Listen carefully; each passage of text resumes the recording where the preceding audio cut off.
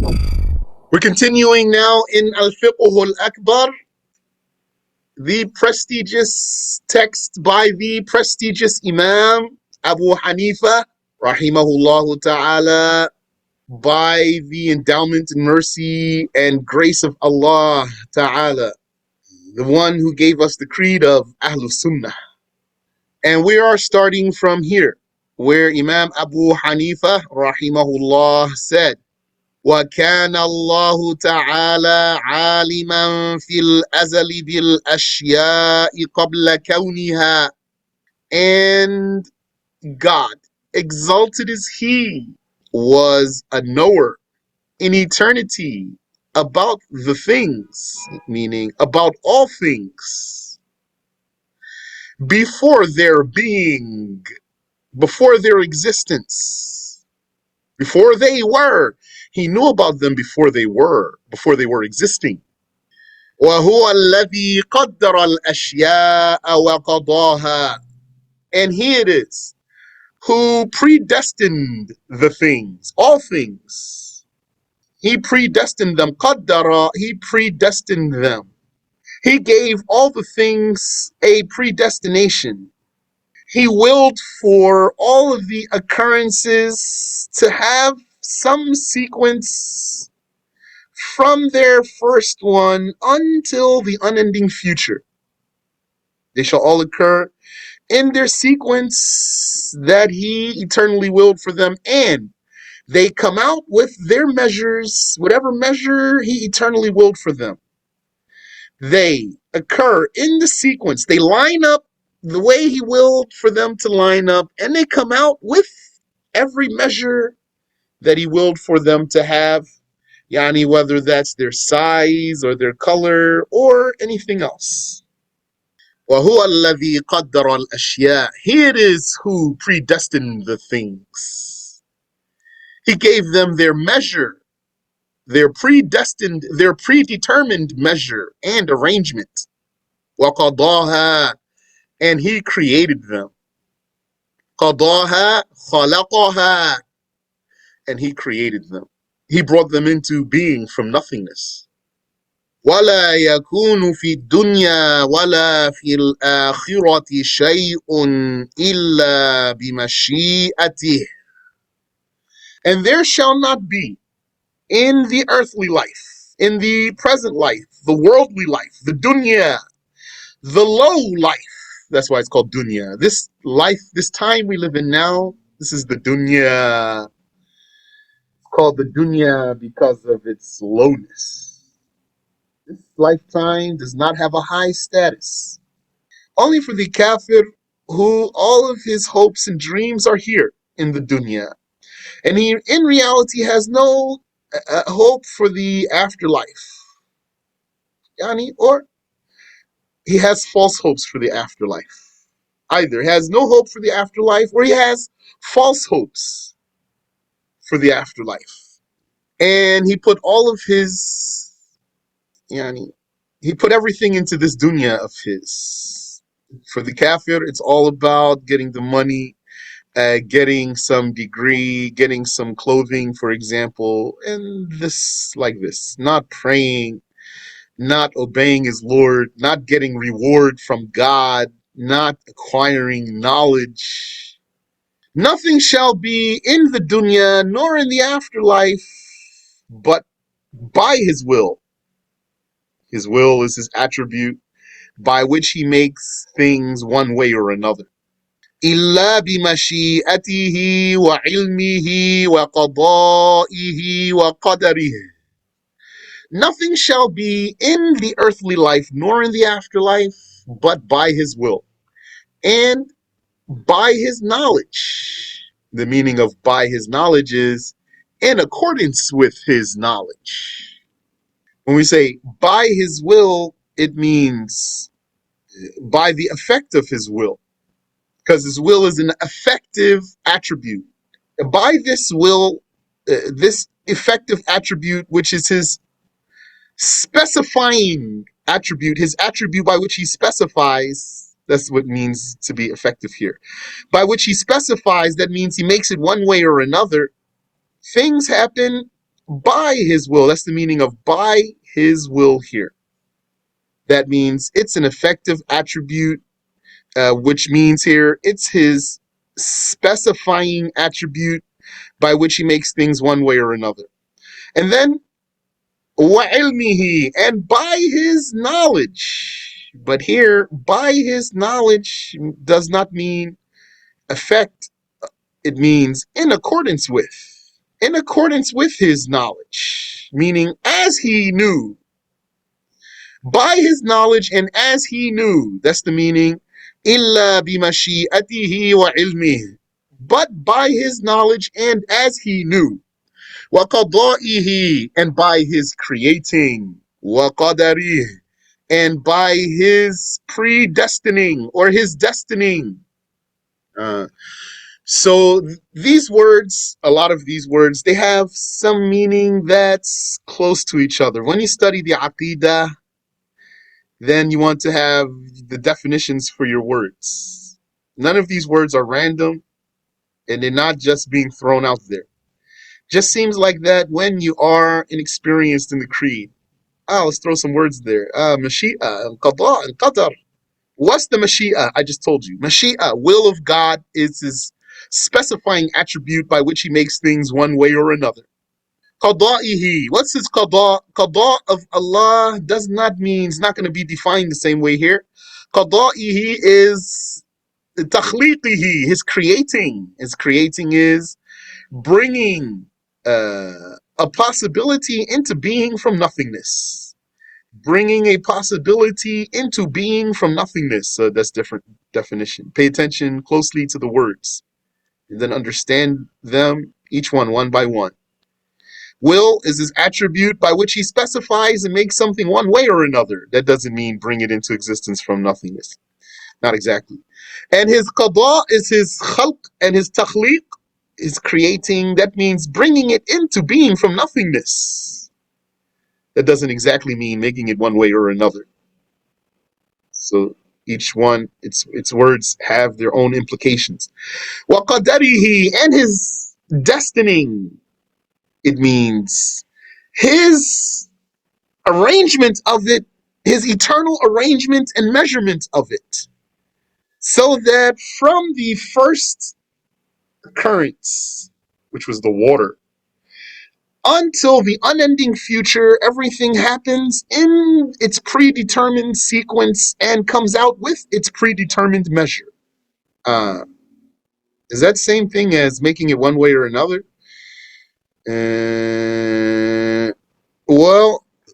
Some said the qadar, like a Shafi'i, means the Mashi'a.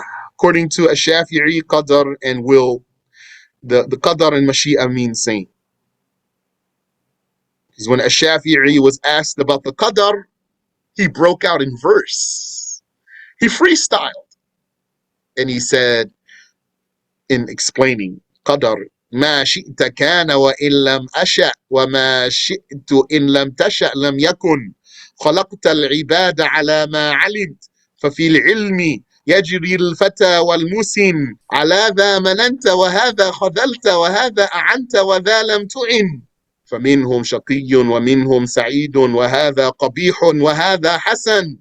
So he explained qadar as mashi'ah. It's possible just to give everything its own definition, and the scholars have done that. So he said, وَلَا يَكُونُ فِي الدُّنْيَا وَلَا فِي الْآخِرَةِ شَيْءٌ إِلَّا بِمَشِيئَتِهِ وَعِلْمِهِ وَقَضَائِهِ وَقَدَرِهِ. There shall not be in the dunya or in the afterlife anything but by his will, and as he knew, and by his creating and his destining, and وَكَتْبِهِ فِي اللَّوْحِ الْمَحْفُوظ, and by his documenting it in the guarded tablet. And it shall not be but in accordance with, that means in accordance with, yani as he documented it in the guarded tablet. What does it mean he documented something in the guarded tablet? It means he created a pen, literally, and he created a literal tablet, which is a very huge creation. And He willed for that pen to write on that tablet without any contact. He didn't contact the pen or something like this. That pen wrote on the tablet and it ran writing everything that will ever happen in this dunya, all the way until the end of the world, in every detail. So that nothing shall happen in this world if it was not documented in that tablet. And as for the afterlife, is there documentation in that tablet for the afterlife? In general, not in detail. There is documentation in that tablet for this worldly life in all detail. Yani, nothing is missed. And there is documentation in the guarded tablet about the afterlife in general, not in detail, because the afterlife is everlasting. So it can't be written in detail on a limited tablet. Although that tablet is so huge, still cannot contain documentation of unending creations. And even what's documented in that tablet, even matters that will not happen, yani, I'm referring to Al-Qadar Al-Mu'allaq, the pending destiny, is written in there also.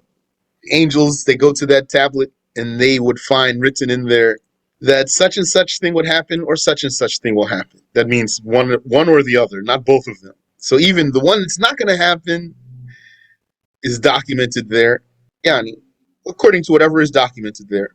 And then the angel who uh, finds this documentation, yani, if it is his job, then he will go and then observe to see which one's going to happen. He will have in his records, this will happen or this will happen. He doesn't know what's going to happen.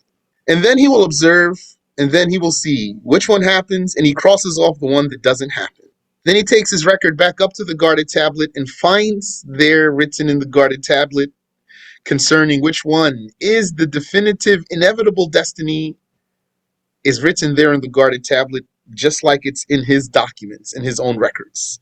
So nothing happens in this dunya but as documented, as recorded in the guarded tablet. So Abu Hanifa, he said, في الدنيا لا في الدنيا ولا في الآخرة لا يكون في الدنيا ولا في الآخرة. This part, ولا في الآخرة.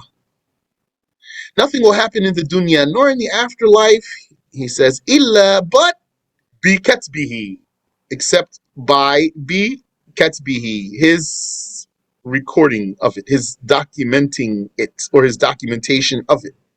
So when it comes to the dunya, yes, in all detail. You can take that literally here. لا يكون في الدنيا. Nothing shall be in this dunya except that it is recorded in that guarded tablet in all detail.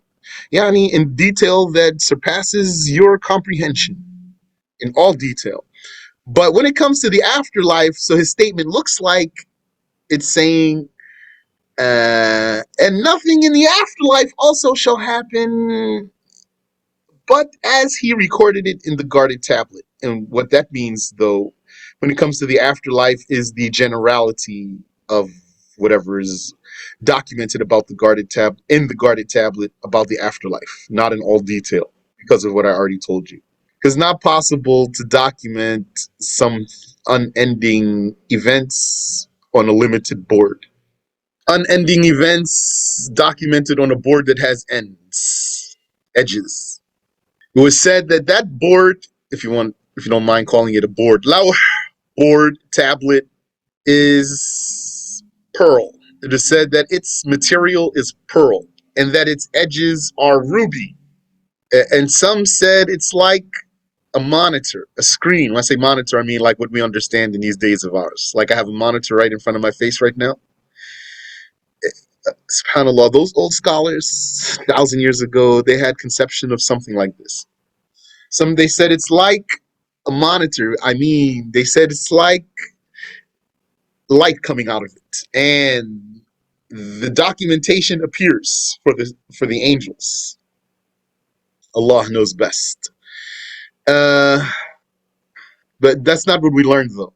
That's what some said, but what we learned, that the pen wrote on that tablet until it finished writing. What I told you about the monitor, you can find that in Al-Misbah Al-Munir, the dictionary Al-Misbah Al-Munir. Maybe it's under Lawh. Don't remember now. Abu Hanifa rahimahullah, he said, وَلَكِنْ كَتْبُهُ بِالْوَصْفِ لَا بِالْحُكْمِ.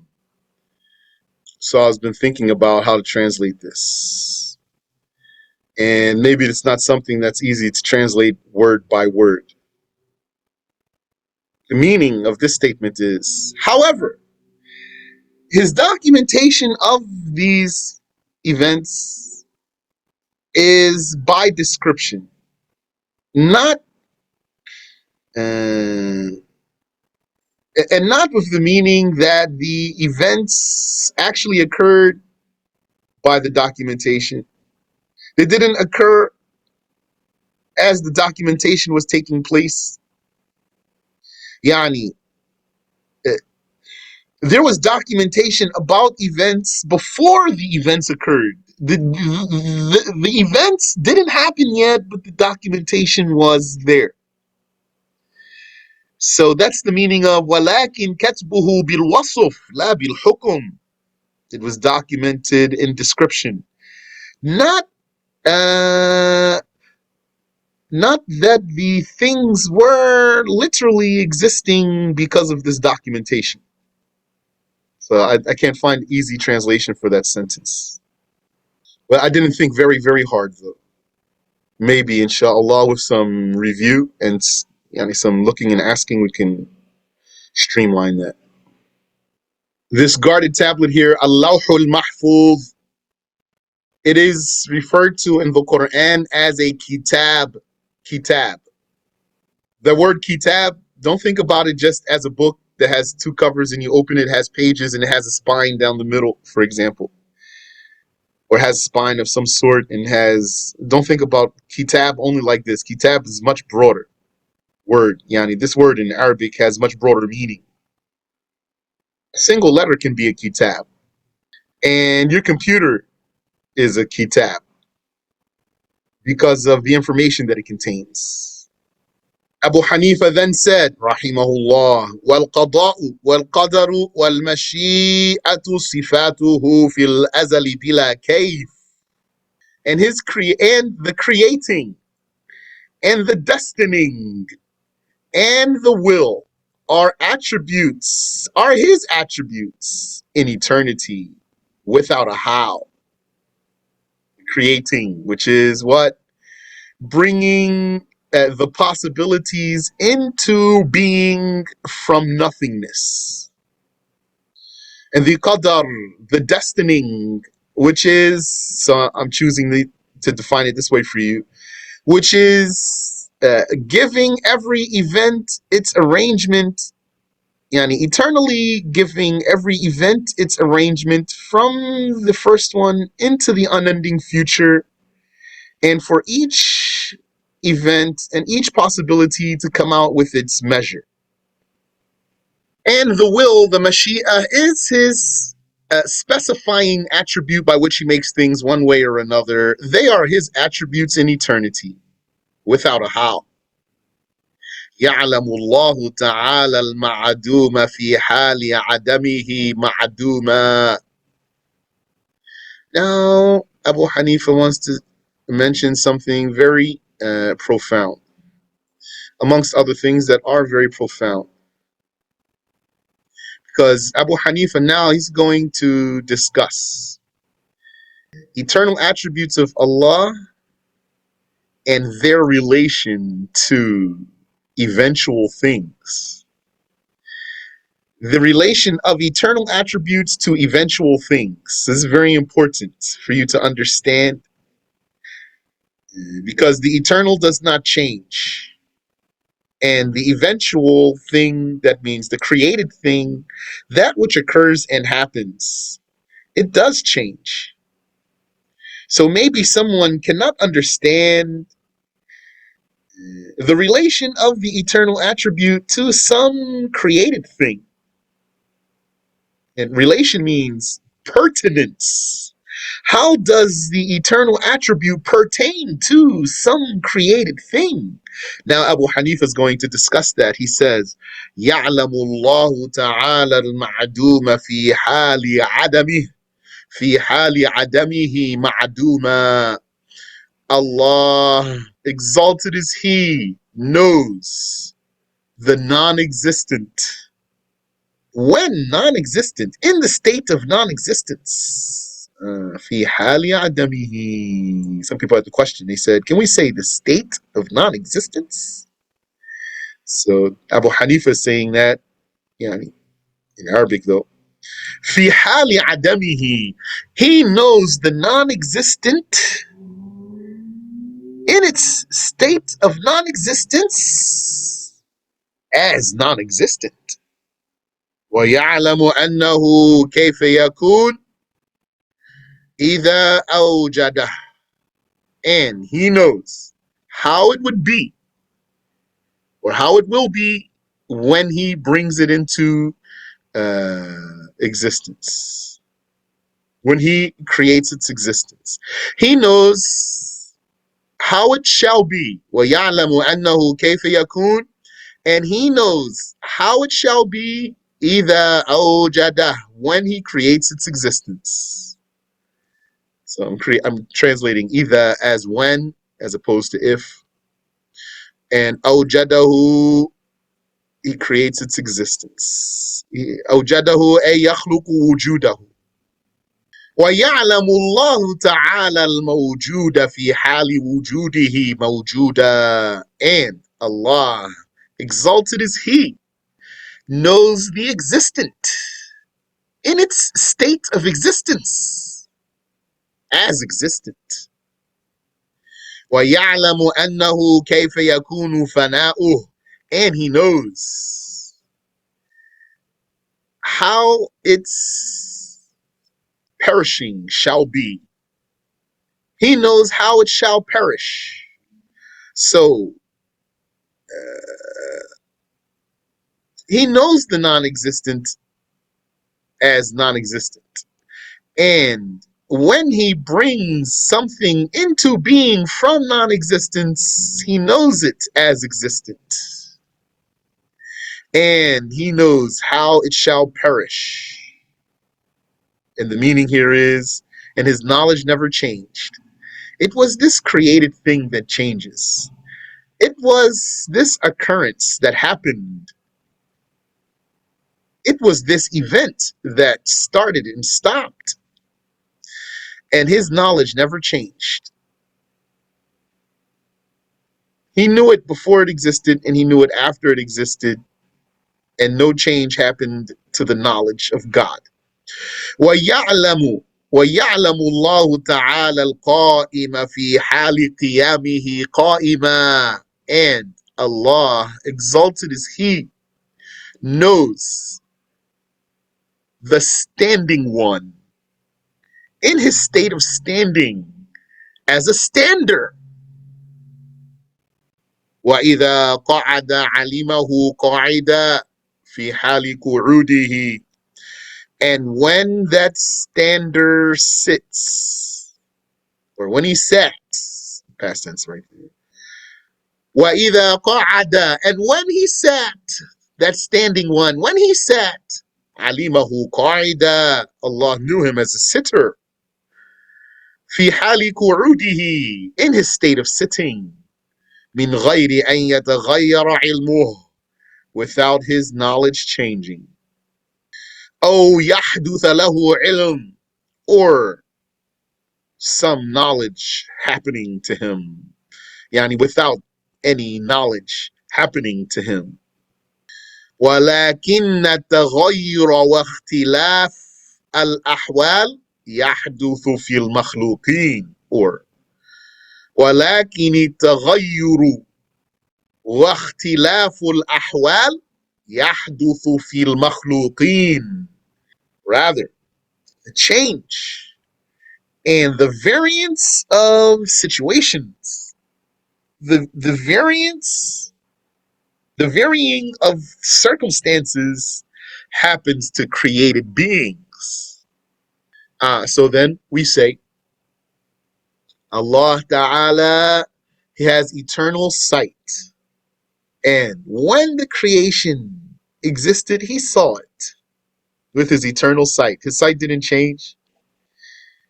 And we don't say He saw it before He created it, because sight pertains to, sight is related to something existing.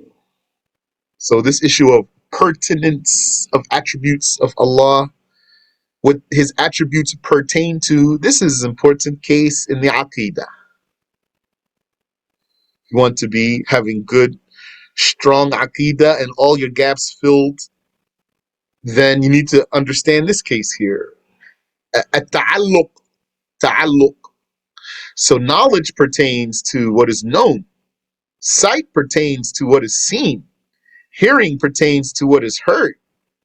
Power pertains to what is powered or controlled. Will pertains to what is meant. Speech pertains to what is mentioned. So it has eternal sight. Sight pertains to what exists. So we don't say He saw the creation in eternity, because creation did not exist in eternity. When the creation came into existence, He saw it with an unchanging sight. Some people, they don't understand this. They can't. It's difficult for them. I have been asked by people who are trying to wrap their minds around what I'm saying to you now, and it was not easy for them. And nothing is easy unless Allah makes it easy. May Allah make it easy for you and for me. Ameen. They say, we say Allah's sight doesn't change. So we say, that's right. They say, but we say He didn't see the creation before it was created, and He saw it after it was created, and His sight didn't change. I am baffled. So we say to them, don't be baffled. Rather, just say He has an eternal sight by which He sees everything seen, but nothing will be seen unless it is existing. So it needs to be existing to be seen. When it comes into existence, He sees it with a sight that does not change. If you can't wrap your mind around that, then submit to it merely. Submit to it, memorize the words, say it that way, and then throw it out of your mind so the devil doesn't confuse you. And He hears everything heard. Also, hearing pertains to what exists. So we don't say He heard something if it didn't exist. Rather, we say He has eternal hearing. And the creation, when it came into existence, He heard it with an unchanging hearing. So if this is clear for you, then you know how to answer some person who says to you, he is a fanboy of the Mu'tazila, this one. This one is a Mu'tazili fanboy. He says to you, so you said Allah has eternal speech? So Allah was speaking to Moses in eternity? Allah was commanding Moses in eternity? So we say Allah was speaking in eternity. He has the attribute of speech in eternity. It's not an event. It's not something that changes. I say speaking, it's not something that changes. It's not fluctuating. It's an eternal attribute of His. Has no beginning, has no end. It's not letters or sounds or words. When I say words, I mean not units, not pieces. And He speaks eternally with this speech. And He commands eternally with this speech. And He forbids eternally with this speech. And He questions eternally with this speech. So that person's going to say, so you said He commands eternally, and He forbids eternally, and He questions eternally. And now you're going to tell me that He was commanding and there wasn't anyone being commanded? And He was forbidding and there wasn't anyone being forbidden? and he was questioning, and there wasn't anyone being questioned, yani, because they didn't exist yet. So the answer is yeah. He's gonna say, how's that? Tell him it's very easy. What's wrong with you? This is very easy. It's just, yani, isn't it the case that Allah Ta'ala, He revealed rules to Prophet Muhammad sallallahu alaihi wasallam. Those rules pertain to us. We didn't exist yet. Didn't Allah give commands to us? Now we exist right now. And there are commands that pertain to us. That's the same commands that was revealed to Prophet Muhammad sallallahu alaihi wasallam 1400 years ago. Don't they pertain to us now? And we didn't exist, and it's the same command? Yeah. So then means you should be able to conceive. So uh, don't play with the religion. Or I'll give you another example. What if there was a road and a stop sign was put on that road before anyone ever drove on that road? And let's say, so now the road is there, this road is there, and that stop sign is there. And there's been years before anyone even rode on that road, drove on that road, for example. So then, when someone finally drives on that road, when they come to the stop sign, doesn't it apply to them? Although it was there before they got there? Yeah. So is there something in your mind bothers you about this concept here? No. So what's the meaning here? What I'm saying there's no reason to deny that Allah spoke in eternity because created beings who were spoken to when they existed didn't exist yet. Rather, when they exist, then the command is going to pertain to them, and the prohibition is going to pertain to them, and the question is going to pertain to them. You said you like that analogy? Alhamdulillah. I thought of that analogy one time when I took a long trip. I drove for like 9 hours and I was on this long road. Yani, this is really a real thing that happened here. I was on a long road, nobody on this road, just me, for a long, long time. And then after long, and it was dark outside too. Dark night, nobody outside, no, yani. And then I came across a stop sign. So when I saw that, I laughed to myself because I remembered this case. MashaAllah. So let's stop here. Now Abu Hanifa, rahimahullah, is going to switch again. MashaAllah. Subhanaka Allahumma wa bihamdik. أشهد أن لا إله إلا أنت أستغفرك وأتوب إليك